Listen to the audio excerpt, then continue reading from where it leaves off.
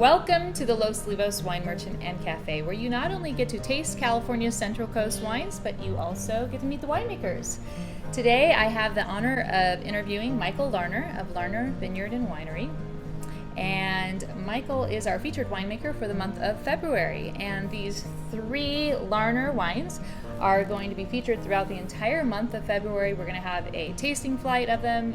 We're going to have them by the glass. And they're also going to be 20% off. So it's a great way to get to taste the wines and see which ones you like.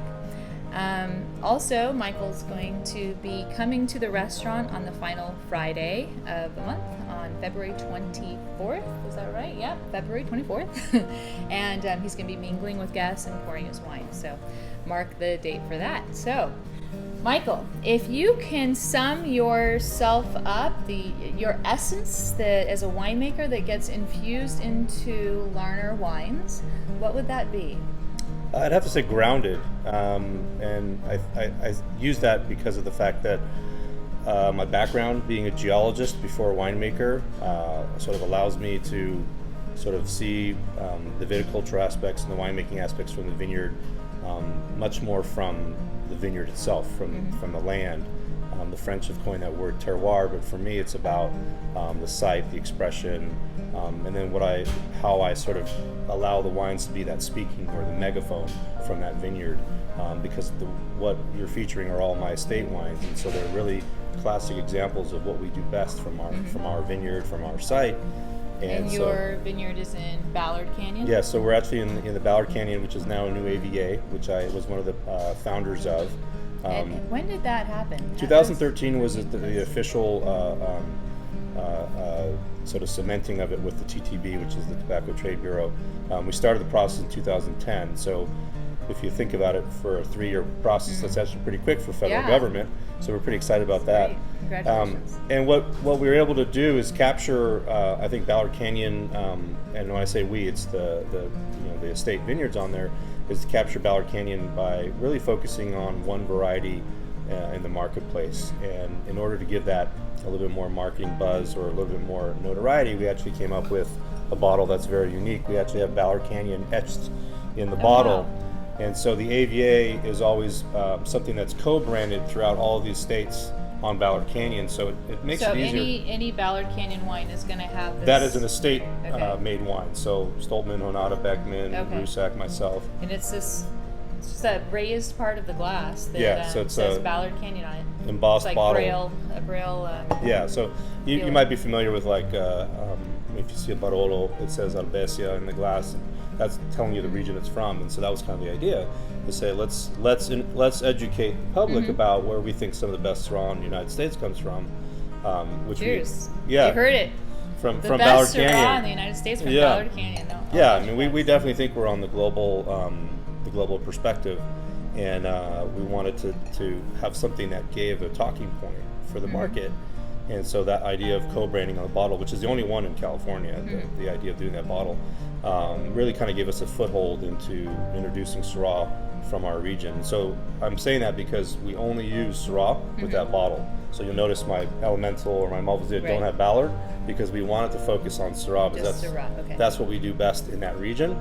But along with Syrah comes the other varieties like Grenache, Mourvedre, Viognier, that are sort of distant cousins. So they're part of that group, but we're focusing. But this is what Ballard Canyon is known for. Exactly. Right. Look at the and bottles what there. is it about? I mean, Ballard Canyon, it has the the 2. Yeah, it's a north-south running, basically little valley. The total acreage is 7,000 acres, so for California AVA it's very small. Currently planted is about 600 acres, and of that 600 acres, over 300 is planted to Syrah.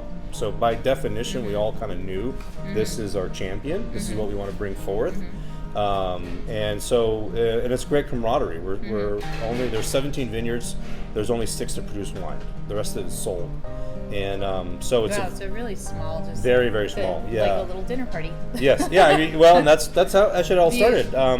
It's a kind of an embarrassing story, but I mean, we essentially did a blind tasting for a bunch of sommeliers who had come to visit the region, and we had Steve Beckman, Sashi Morin, myself, Pete Stoltman, all these guys, all these winemakers that we all know our product, but when we taste them side by side, we're looking at each other like, which one's mine?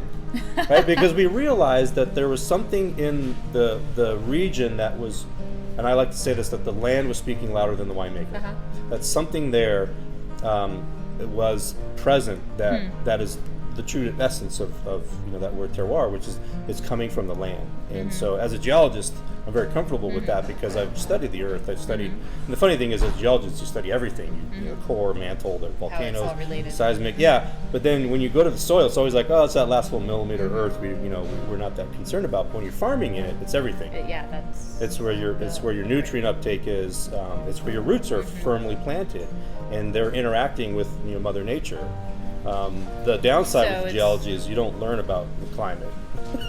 So right, but I would think that would all be related because the climate's going to be affected by the way the geology of those hills in this lie, valley, that's very much the case. Santa Barbara County is it's got a very distinct and diverse climate. The reason Ballard Canyon exists is because we're about 20 miles inland, and we can't grow Pinot and Chardonnay, but we're also closer to the Pacific than like Happy Canyon, where they grow Bordeaux varieties. So it's a perfect, jokingly called the Goldilocks. It's like we're not too cool, we're not too hot. We're just right for varieties like Syrah, where you need that slightly warm ripening interval that you don't get in Santa Rita, but you also have this cool effect, that cooler climate effect. So you get that pepper spice coupled with fruit, which is essentially what I think Syrah is always about. So, that's beautiful. And that's great. I didn't realize that about Ballard Canyon. Cheers. And we look forward to pouring your wines during the month of February. Again, on February 24th, you can come meet Michael Larner in person.